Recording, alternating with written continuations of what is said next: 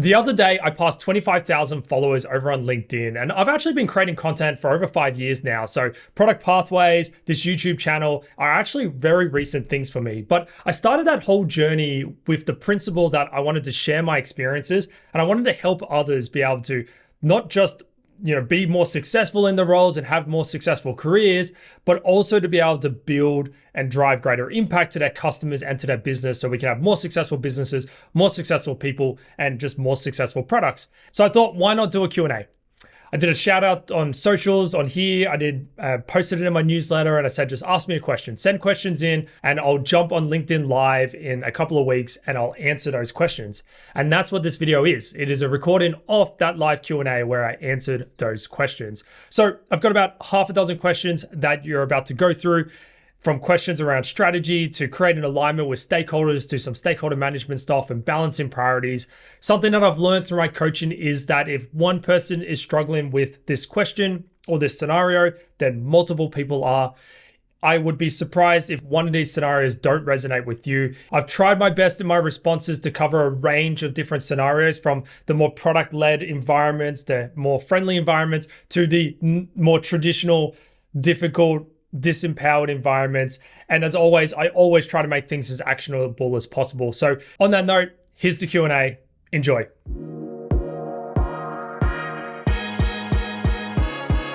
So this first question came through from Max, and his question was about product strategy. In particular, how do you go about implementing a strategy? Should you even implement a strategy in a sales-led company which is focused on revenue? He added a little bit to the end of this, which is like, would you even need a strategy if revenue growth has been strong? So there's a lot to unpack in that. There's a lot of context, but here's kind of what I came up with around thinking about this answer. So, the short answer of all of this is you can always do with a strategy. A strategy is useful even inside conditions like these. Conditions like these are a blessing though.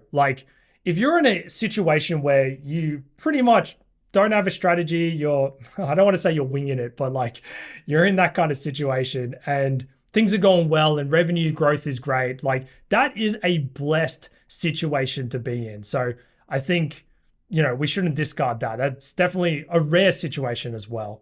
And maybe you're getting lucky, maybe you're not. But here's the thing. Revenue growth might be great now, but it probably won't be great forever. And that's where strategies really come in.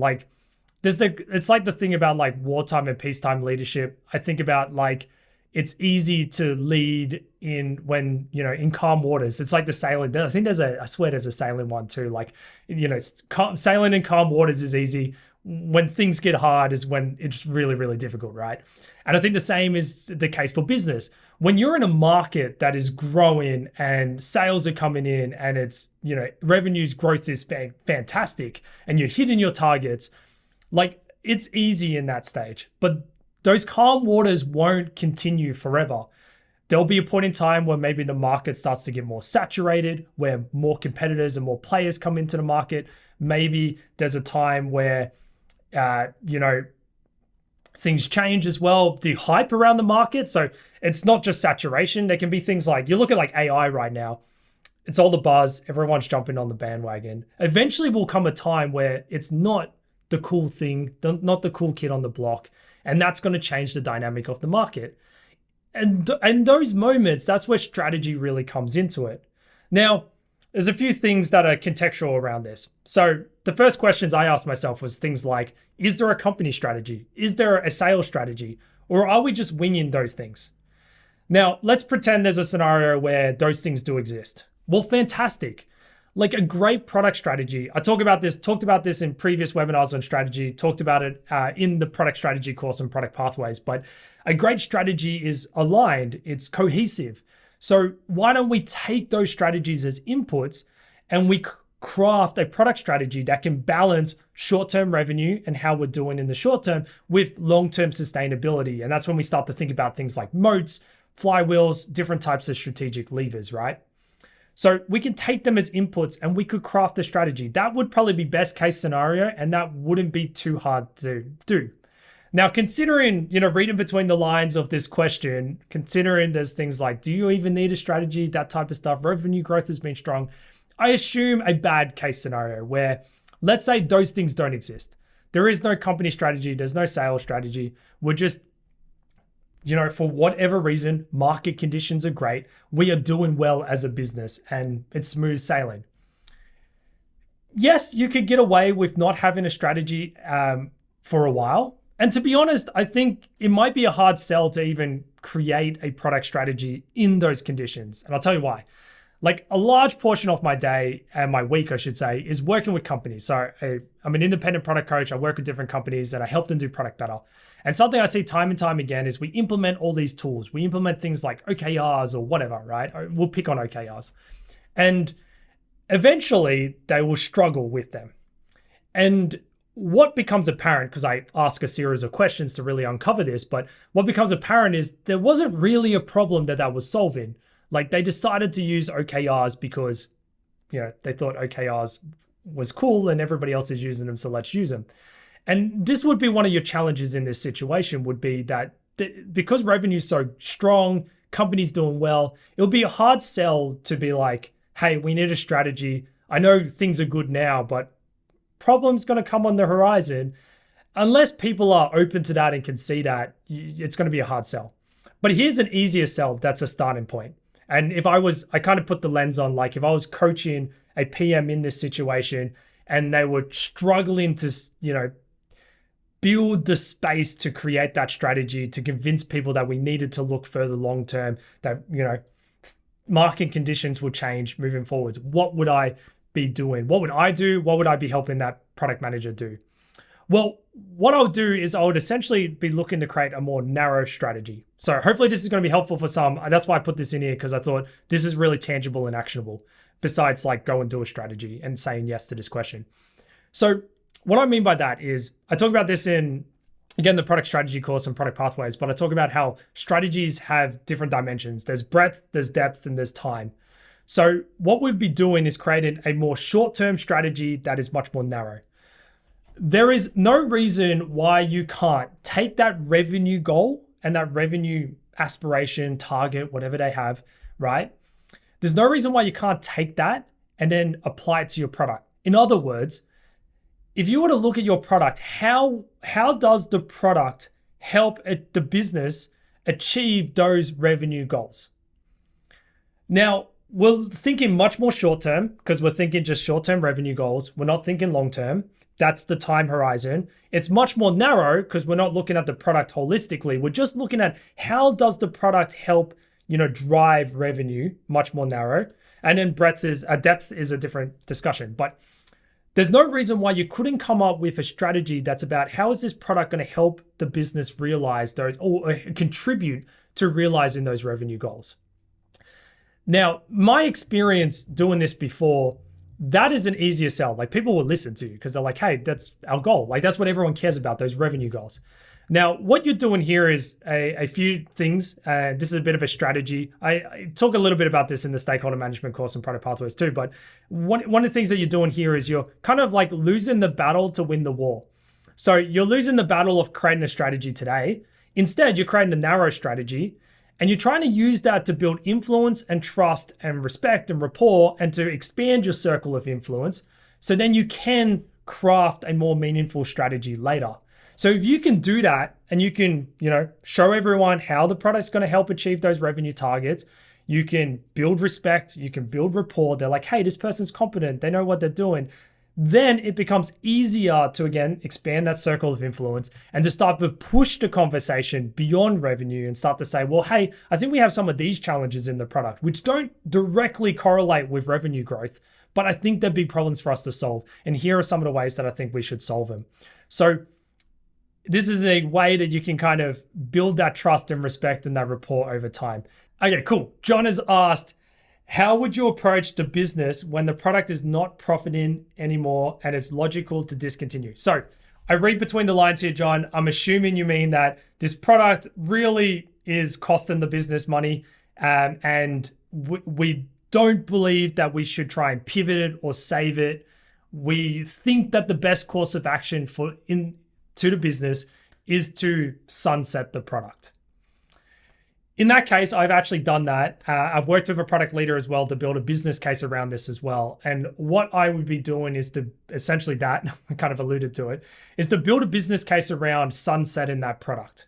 So what we'll be doing is we'll be doing some nice spreadsheeting, which has, classic P&L, profit and losses, and show that this product is not making money. It's actually costing us money. And also to probably do a little bit of my own discovery and research around, because there's options here, right? There's options to pivot. There's options to, can this be a loss leader that can lead to other products? So there's a bit of work to be done there, to an analysis and a little bit of discovery too. So you're probably going to have to talk to customers and that type of stuff to essentially rule out those courses of action. To say, I don't believe it's worthwhile pivoting this. Like, it's kind of had its day. I don't think it's leading to any further upsell, conversion, increasing customer lifetime value that we can offset those losses against. And it's really not contributing much to the business. So a bit of a business case put together around that essentially shows we're losing X amount of money per month as we continue with this. I've done some research. I've done some analysis into different courses of actions, A, B, and C. All of them, I have concluded that with evidence, right? So you should have some data to support this. I've concluded with this evidence, and this is my interpretation of that evidence, that option A is out for these reasons. Option B is not viable for these reasons. Option C is not desirable, whatever, right? And to put that case together and then to present it to whoever you need to. Now, maybe a little bit of a stakeholder management tip here that I'm going to talk about in one of the other questions, but I'll mention it here. I would also do some early pre-circulation around that. I wouldn't just spring it on the business and the stakeholders and the exec hey, let's sunset this and here's my research. I would sense check it with people first.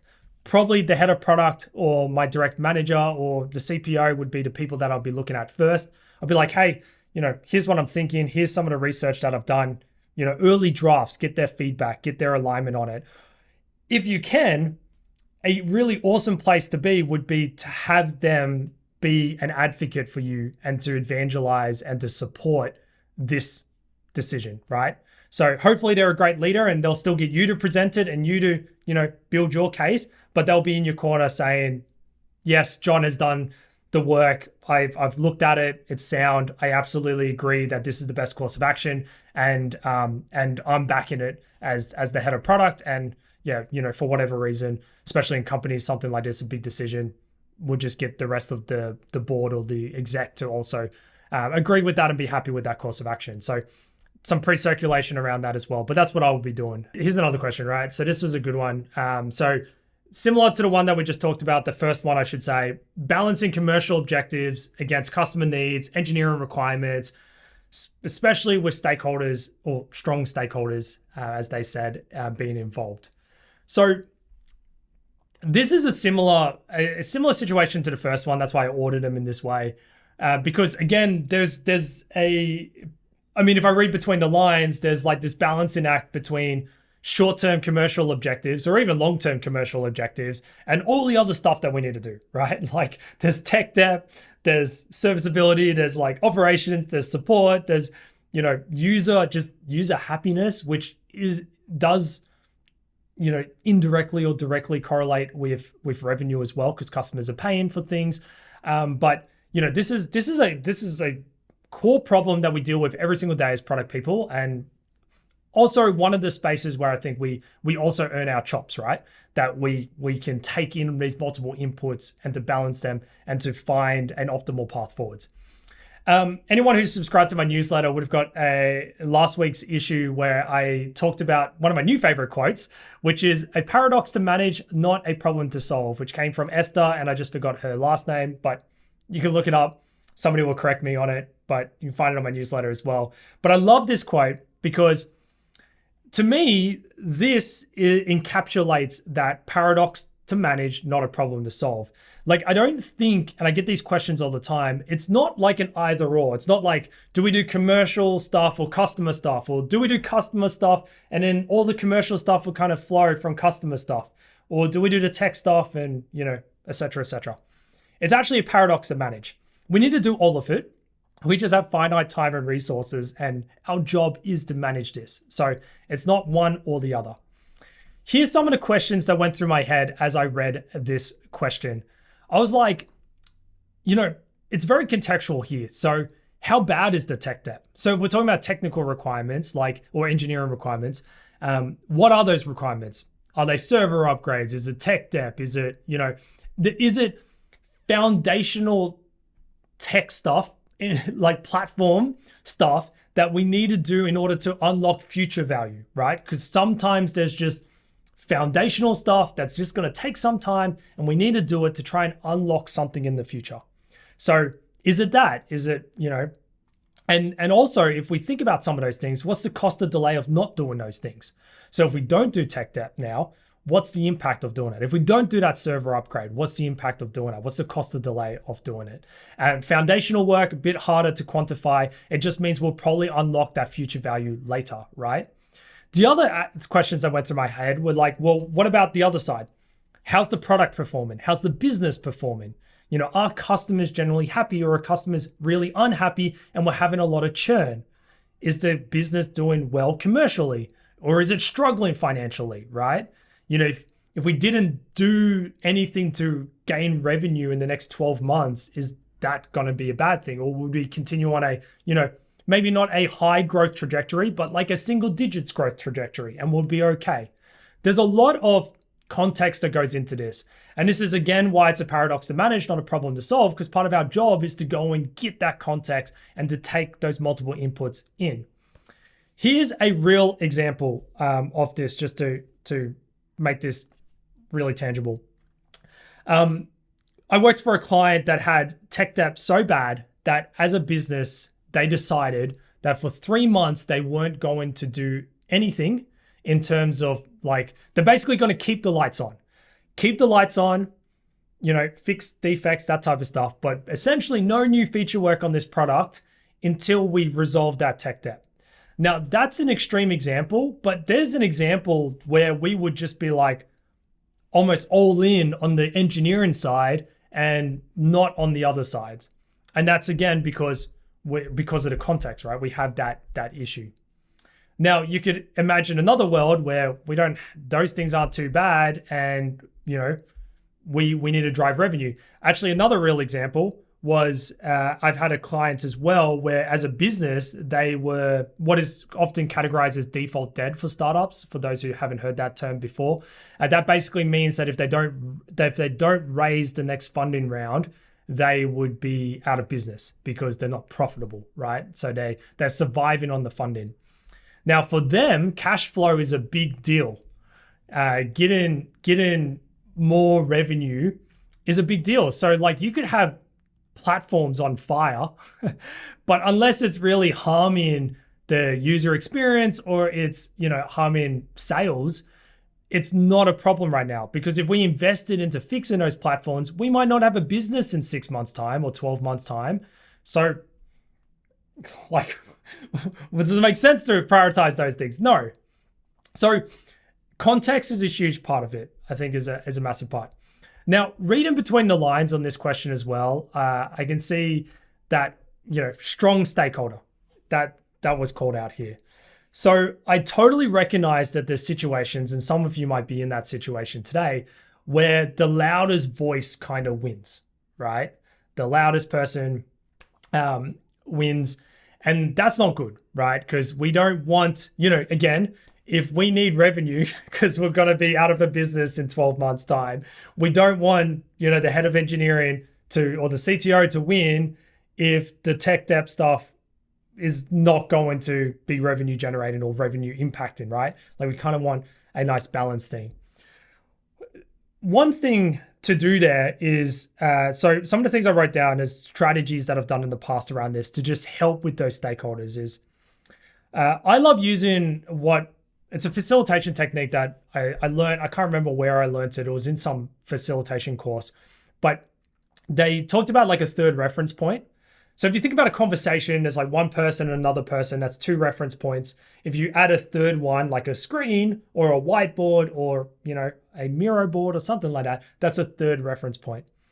one of the things you can do as a facilitator to try and stop the loud voices from winning or dominating the conversation is to use a third reference point. I talk about this in the stakeholder management course over on Product Pathways, but I go deep into this. But essentially, if you create a third reference point, we can now talk to that reference point, and we can use that reference point to facilitate the conversation. So a few things you can do here. If you create a transparency between all of these different needs and asks and wants, then even though somebody is really, really loud, and I'm going to stop picking on the CTO, let's take like the chief commercial officer or something, right? Even if they're really, really loud about revenue and sales and all that type of stuff, everyone can still see the 6 or 12 other things that we also need to do and balance against. So no matter how much they talk, people can still see that, and it creates a little bit more equity inside that conversation.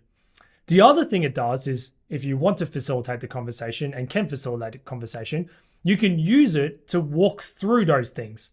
That stops them from talking, because now we're talking about that engineering platform upgrade, and now the CTO has to talk and the chief commercial officer needs to, be quiet for a little while. So you can use it as a means to also facilitate that and to, again, allow one person to talk at a time. Those things were things that kind of came to mind. The last thing that kind of came to mind was linking it back to that first question, which was about strategy, right? So in order to help resolve that tiebreak as well about balancing these things, we should be trying to anchor these things back to strategy.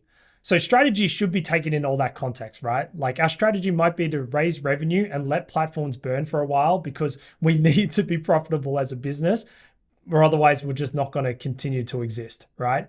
So strategy is something to anchor back on. And one last thing, as I thought about it, as we kind of went through that. So another thing to do is also, and you can use the third reference point for this as well, as you go through that conversation, it is also important to try and separate opinion from data, right? And fact. Use fact loosely, but data. So as you go through the items that you need to be balancing those things on, challenge each other's, challenge the stakeholders, challenge whoever it needs to be about, well, what evidence do you have? Like the chief commercial officer has been talking about this deal for the last 6 months, but we haven't closed the deal. So like, are we going to talk about it for another 6 months? Like, you can really kind of challenge that. Where's the data to support it? And if you need to resolve a tie break, you can use that as an avenue to resolve a tie break. So if we're stuck between 2 or 3 things, we can ask the question, what do we need? What information is missing? What information do we not have that is stopping us from making a decision so we can proceed? And if you can get an answer to that, then you can go, hopefully get some of that data, come back and be able to move forwards and be able to, again, have that trade-off discussion, be able to work out what's the best thing forwards. But hopefully you can anchor that back to strategy as well. So maybe it's some information to work out which one's going to have the highest impact towards our strategy versus another. Cool. Let's go and do that as well. So hopefully that answers that question on that one. But definitely, especially when it gets into stakeholder management, definitely becomes a tricky situation. So on that note, here's another question that falls squarely into that realm. So question about, what do you do when nobody can agree on the vision and strategy? So this question could be a cause, one of the reasons why I ordered these questions in this way. This reason could be one of the root causes for that previous question. So, we're trying to balance everything, but we can't really agree on a way forwards. And unfortunately, the loudest voices are winning. And the reason for that is because we actually don't agree on the way forwards. We don't agree on the strategy. We don't agree on the vision. So some of the things that, this comes up a lot, and something that I think we don't realize or appreciate enough inside businesses, and especially as product managers too. I definitely didn't appreciate it at the beginning of my career enough, is just how much effort alignment takes. Like alignment takes time and energy and effort. And I'm going to describe something around solving this problem that is going to sound like a lot of work. And anytime I do this inside my training, talk about doing this and, talk about going through this process, I always say it at the end that this is a lot of work, and I totally recognize that, but kind of welcome to the job. And if this sounds like something you don't want to do, then you're going to always struggle with this situation. And I say that in the nicest way because I think sometimes we look at this problem and we're hoping for like a silver bullet, something that's really easy, that's just going to suddenly create alignment in an organization and to just magically make it all work. I have an analogy, a new mental model in my head. Andrew Huberman, for those who don't know Andrew Huberman, I'll be surprised if you didn't, but many probably do. He talks about like sports science and neuroscience. He's a neuroscientist, yeah.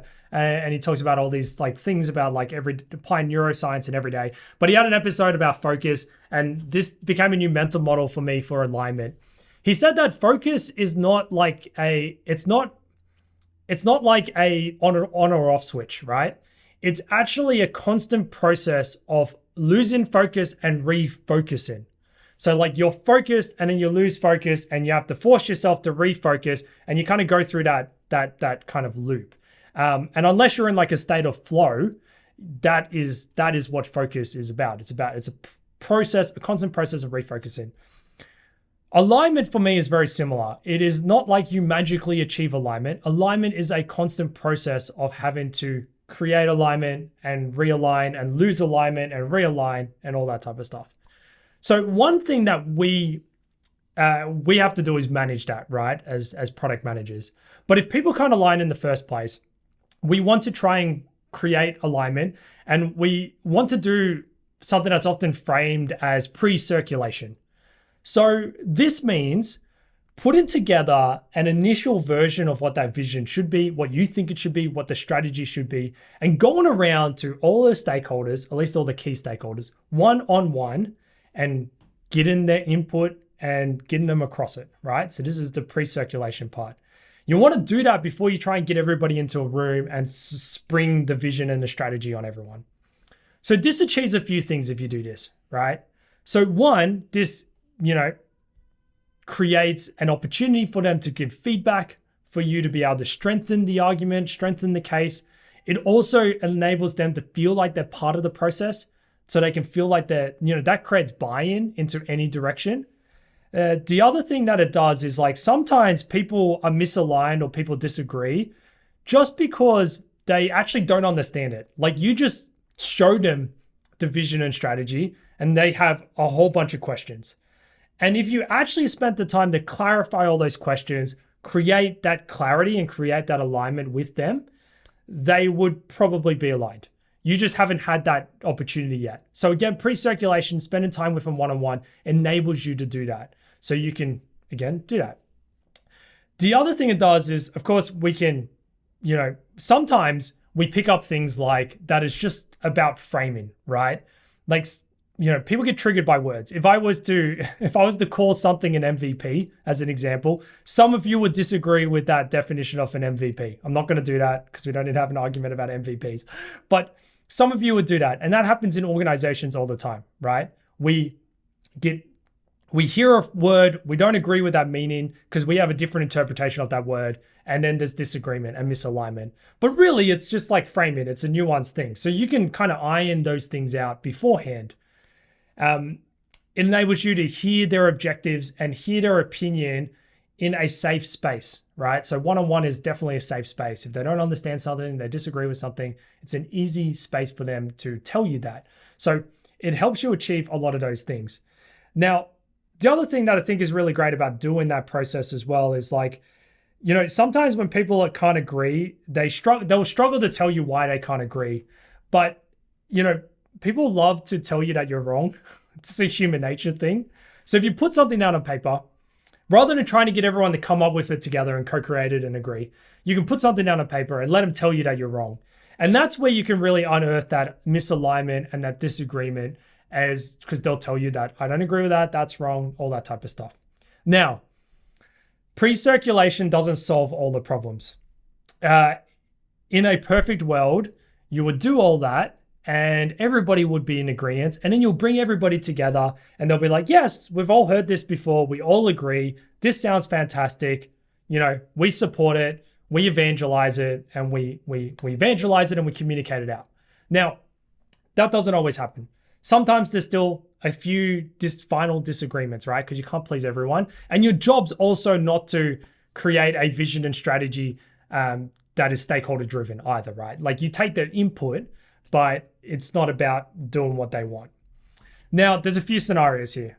Scenario number one is you're empowered, you own the vision and strategy, and you can just say to those final disagreements, too bad, right? And of course, you should have rationale as to why. Like, here's why I'm saying too bad. Here's why I think I disagree here, and I think it's actually A, B, and C.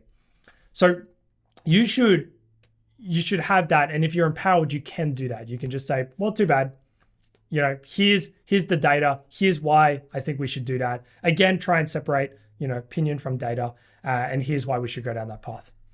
Now, in another scenario, you may not be empowered, which means that ultimately they kind of own the strategy and vision. Depends on the company construct, but the question becomes, how do I get them more aligned in that situation where I'm not empowered?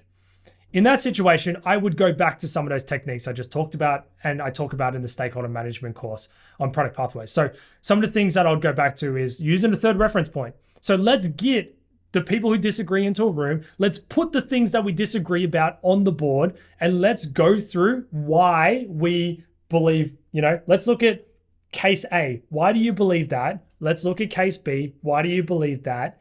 And again, I'll be searching for what's opinion, what's data. And then again, if you can really kind of like pros and cons it, work out data, work out, opinion, and then start to find what is the information that we need to make a decision here to basically resolve this tie break. And if you can get to that point, then you can then go, just like we talked about in that previous question, go and actually resolve that tie break. So I would use a very similar technique there. Again, it's just a very, it's a good stakeholder, influencing facilitation technique. I've used it a lot. It works really well. So yeah. And then once you have the information and data, it becomes a lot harder to argue with it, especially if we agreed up front that that was the information that we needed in order to make a decision. Now, you might also get lucky that you get into a situation where somebody might just, the whole disagree and commit type thing. Somebody might just say, you know what, I still think, B is better, but I'm happy to go with A. I'm happy to go with that. So in that situation, great. You can hopefully resolve that. Again, third reference point, really good technique there. I would use those types of techniques. Cool.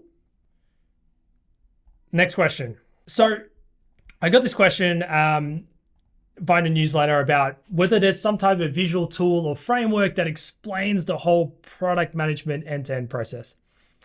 In a way, this is a spicy question, but I totally get it. When you're at the beginning of your career, you kind of want clarity. You're like, man, this product thing is so ambiguous, right? It's like, and this is one of the reasons why I started creating a lot of the content I do. And I hope I managed to achieve this. I get a lot of feedback from people. A lot of the DMs that I get around my content is related to this, about trying to take concepts and simplify them and make them much more tangible. And that's like, I appreciate those comments because I put a lot of energy into doing that. And I think it's important, right? So I get this. So, I could have easily said, well, it depends here, right? Product is contextual and it depends. And the truth is that is the case. So I do want to also say that ultimately our job as product managers is to drive product success. And that is very contextual, right? There's so much nuance into that. Do you own pricing as an example, or do you not? Do you have like designers and user researchers that you can leverage that they can, help with a lot of the heavyweight inside discovery? Do you have people who can help manage day-to-day delivery, or is that something you're going to have to get your hands involved in a little bit? So it's very hard to just have this clean slate thing and say, you shouldn't be doing that because that's like project management or delivery management.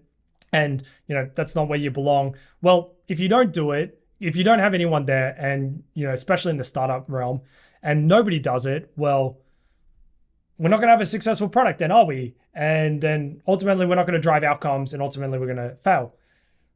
But what I say to the product managers that I do coach that end up in that situation, do it, but like flag that like we need somebody else to do it, because while you're doing that, you're detracting from discovery and strategy and all those other important things.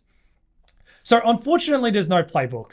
But here's something that, if I thought about it, I was like, I could draw something is what the first thought that I had, or I could draw like the process, how I think about it. But then I started thinking whether there was anything out there that I've seen. And the one that really came to mind when I started thinking about this, and I might just hide the question so you can see the full screen. I was this one from Jeff Patton, right? So this comes from Jeff Patton. This comes from his Passionate Product Leadership course. So this is actually a picture from the book. So this is literally like a photo. And then I threw it inside my iPad so I can blow it up and put it on here, and I can actually draw on it as well. But I love this from Jeff Patton. I'm not sure if you can find this actually like on the web anywhere from him. But I love this one from him because I think it actually is one of the best ones that does one of the best jobs at trying to visualize the whole thing. And to do it in a way that it doesn't feel like a linear process. Like he's obviously done a circle to try and make it, less, linear, and to show that things kind of, go back and forth, and it's not really this nice linear step-by-step process. It's very messy. For those who have subscribed for my newsletter for a while now, I did a post where I talked about the messy nature of product, and I talked about like, thinking about like discovery, design, and delivery. And this is not a perfect mental model either, but I talked about how actually like you kind of go like from discovery into design, and then back into discovery, and then you might dip into delivery and build something, and then you kind of do this messy back and forth, and eventually gravity kind of brings you towards the right, because eventually we need to produce something and ship it to the market and have happy customers. But it's really like this kind of tornado type thing, and that is so hard to visualize. Like if you were to do it on top of this, it would show that we'll start here, we'll jump there, we'll go back there, we'll go back and forth, and it would be like this big spaghetti mess. But that's the reality. But for those who want some clarity, let's walk through this, because I really love this and I think this might help. So again, paradox to manage, not a problem to solve. I don't really think there's a starting point here. Like you could build something and then get data and then go through this. You could start with getting data. You could start, that doesn't really matter. Again, paradox to manage, not a problem to solve. But if you think about it this way, product is non-linear, but in a nutshell, you can think of it like we start with gathering things like data. That says data for those who might not be able to read it. Ideas is here. Problems to solve is written here. I'm going to change colors so you can see that a little bit better. But we kind of start in this space of like gathering information and data, right? Like some people might call this discovery as well. I call it an element of discovery, although discovery is written up here. But we're gathering data. We're trying to understand what problems to solve. We're trying to look at, technology trends, all that type of stuff. And this gives you a list of options, but it's just which we often call opportunities, right?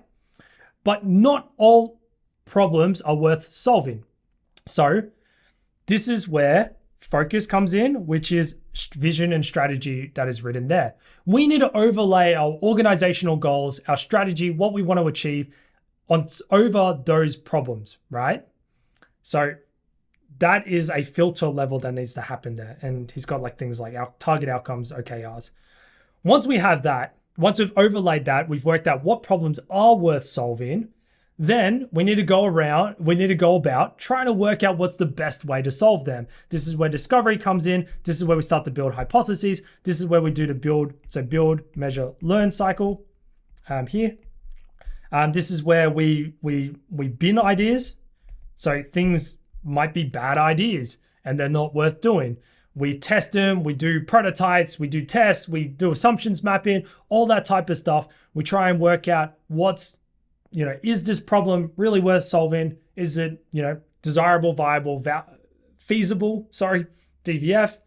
If you also read Marty likes to add, Marty Kagan, he also likes to add valuable into that. You can break things down like viability into like, is it ethical as well? I like that add as well. You can also, break other things out as well. But we do that. Once we've done that, we should have like a first version of things. And then we do like respond at scale. Jeff has this great saying that he said in the course, and he said on talks that he's done before as well. He says, scale it. Sorry, got that wrong. He says, nail it before you scale it, right? So nail it first and then scale it. And I love this framing. And this is what this last step is all about, right? We're trying to nail it by using discovery, by trying to work out what's the best possible solution, what's the best way to solve this, understand the problem space better. And we can do that in a very cheap and lightweight way. That's why we use discovery. And then once we've done that, then we should scale it. That's why we respond at scale. This means we might roll it out to 5% of users, then 15, then 25, 50, etc., 100. So that's what we will do. This also means that we'll also incrementally improve it as we go, which means that we're also getting data again and sensing, which means we're also doing discovery again. And this is the reason why the thing's non-linear and the whole thing is a very messy spaghetti if you really wanted to visualize it that way. But this question I wanted to answer just because I think I understand it. I get when you're in that situation and you're like, I don't really have clarity on this whole thing. And Jeff Patton, so thank you, Jeff. Definitely check out his course. No affiliation there other than Jeff Patton is an awesome person and the course is great and you get to learn this really, really well as well. So definitely a huge shout out there.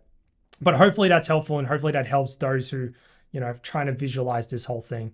As you get more experience, you'll start to understand the messy nature. You'll start to be able to see this better and you'll see how all of that kind of goes in a messy way. Cool. All right, let's go to this question. So what kind of questions should you ask during user interviews and what kind to avoid? How do you structure them? How do you remove biases? All that type of stuff. Cool, good question. I actually did a webinar a couple of months ago on user interviewing where I covered some of this content. So go to YouTube, go to Product Pathways in YouTube. You'll find a user interviewing webinar. It was a couple of videos ago. I'd encourage anyone who wants a deep dive into that to go check that out and watch that video. I also have a link in the video in the description to an article that I wrote on this as well. But here's the quick version of it to answer it.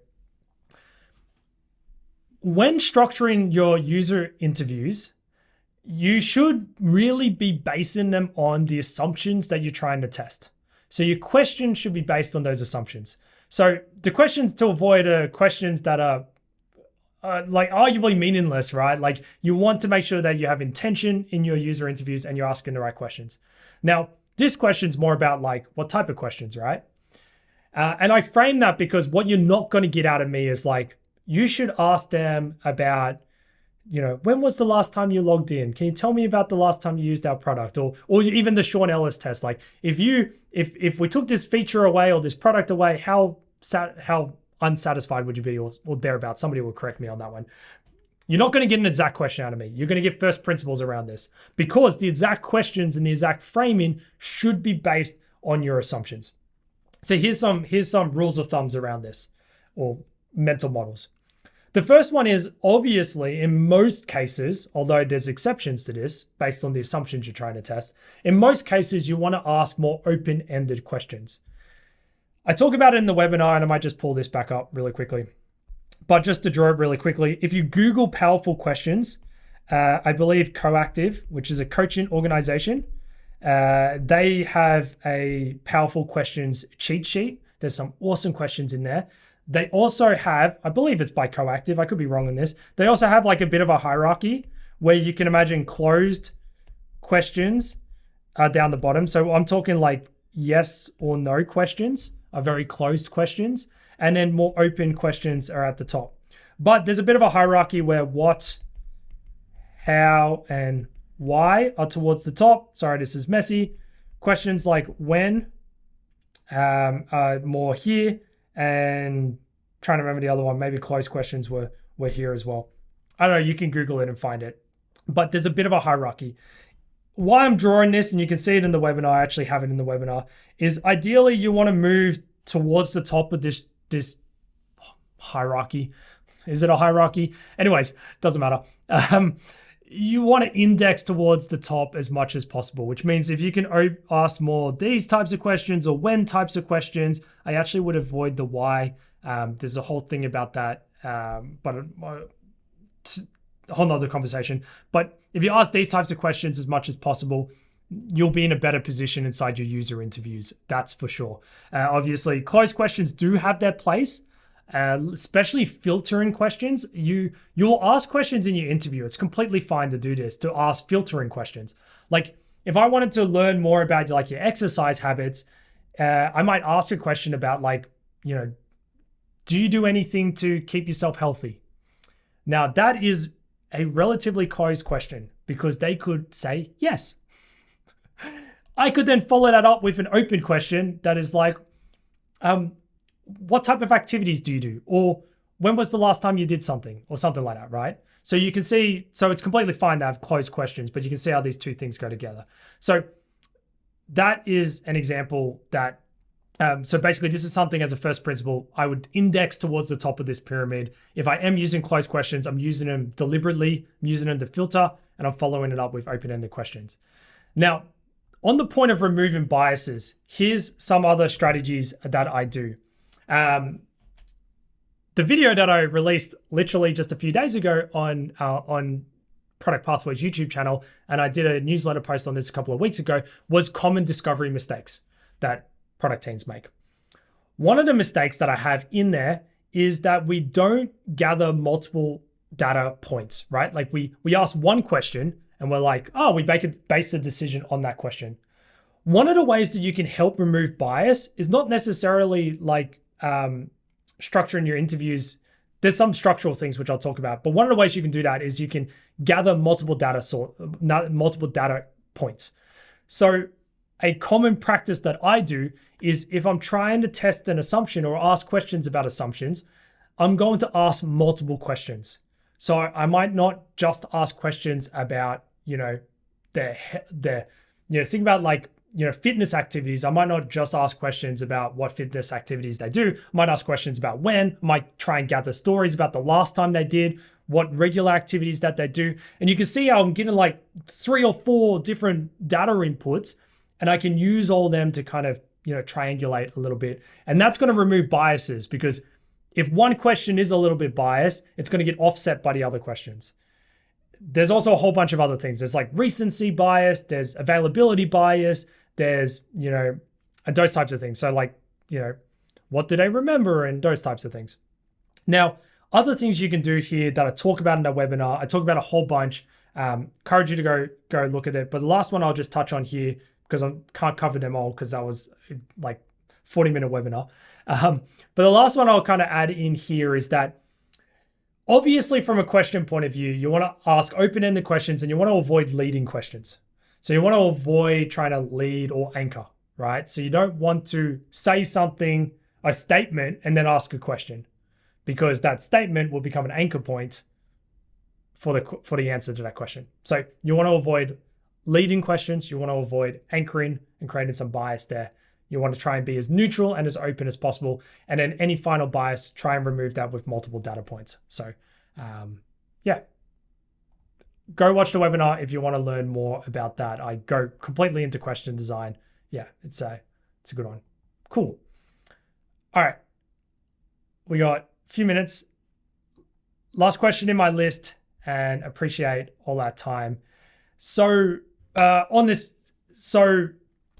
question about balancing urgent tasks versus long-term goals.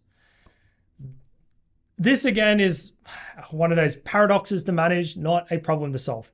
So here's what went through my head, and this is probably what I would be sitting down with a product manager and talking about and having a conversation, question and answer type conversation around if they were struggling with this.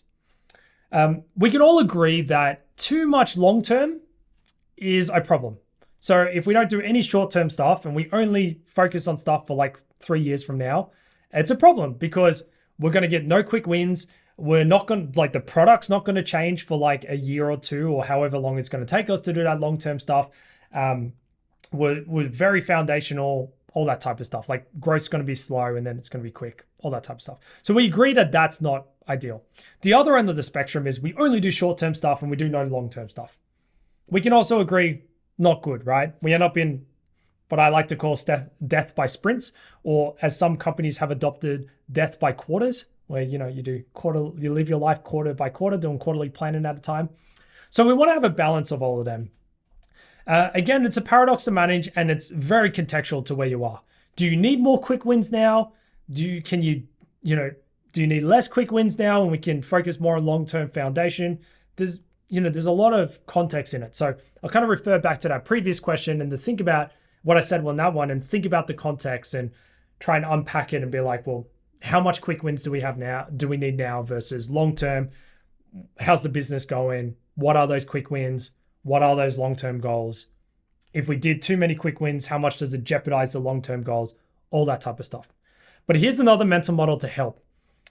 Just to give a little bit more granularity and not just leave it at a it depends type answer. Because anybody who knows me, I try not to do that. I hate that. I hate it when people did it to me. So yeah. If you think about the 3 horizon model, so the 3 horizon model, you should be working on all 3 of those horizons at any given time. It's not like we do horizon 1 and we move to horizon 2 and then we move to horizon 3. Like we do all 3 of those horizons at any given time. We should be working towards them. However, our allocation towards each of those horizons can look different. We might put more in the near-term horizon and less in the far-term horizon. And then as that far-term horizon starts to become mid-term and near-term, then we'd obviously invest more into it, right? But we should invest a little bit into laying down the foundations for our future. A common model around this that gets thrown around is a 70-20-10 model. So they say like 70% should be like the near term, doing all that type of stuff. 20% should be that more midterm and 10% should be that far term, kind of like moonshot bets type stuff. Now, I think that they're just arbitrary numbers. There was probably some research that they put in behind it and found that companies that were successful on average invested blah, blah, blah into it. But I think it's a good yardstick. And I think it's not necessarily something to copy. It's a mental model and a framework to learn from and to apply to your context. So how might you apply that to your context? Well, you might look at how much am I investing across these 3 horizons? Is it 90, 10, 0? If that's the case, maybe we need to do some reallocation here. We need to do some budgeting. Maybe not. Maybe there's good reason for it, right? Or is it the opposite? Is it like 50, 40, 10? It's like, okay, well, why is it that the case? Again, there might be good reason for it. So I wouldn't be saying, again, don't blindly copy it. Think about your context. But I think this is a good yardstick. And I think maybe the first principle to take away from this is, as a good practice, we should be thinking about our investment allocation, because that's really what it is how much are we investing into each of these buckets? We should be tracking that to some degree. We should have some type of visibility over how much is going into the, world's on fire, urgent, high importance, need to happen now, keep the lights on type stuff, the near-term stuff that we need to fix and we know we need to do, the mid-term stuff, and then the long-term strategic foundational work. We should have an idea of that. And by tracking that and by regularly reflecting on it, things like quarterly business review or, quarterly planning, stuff like that are great opportunities to look at that, look backwards. You can pull data out of some of your systems as well around this, and to basically look at whether the investment makes sense at that given time. I talked about, in that first question, I talked about those scenarios where we were investing really heavily. So one extreme was investing very heavily in short-term revenue. And so we weren't even looking long-term, so 0% to Horizon 3, because we didn't even know if we'll have a business in 2 years' time or a year time. And the other one was we're investing all into the future because the tech debt was so bad that it was actually impacting our ability to do near-term work. So two extremes, and it's okay to do those extremes. But I would, again, first principles to take away from this, track these things. And if you can track these things, you can use them as a bit of a forcing function to decide, do we need to make some changes here? Does it make sense? So hopefully that is helpful. And, hopefully, those questions were useful to you. Hopefully those who asked the questions, you got a good answer to it as well. Final things from me. So I threw in cheekily into my newsletter, I said that those who asked the question would go into a draw to win either some stickers if you wanted. This is literally all the stickers I have left, but I'll do another batch for you and I'll send you those stickers. Or you can gain early access into the community on Product Pathways. So part of Product Pathways, I have silently launched an alpha community. So that is happening, and I've kind of brought out a closed, really small group to help me shape the community and get involved inside of that.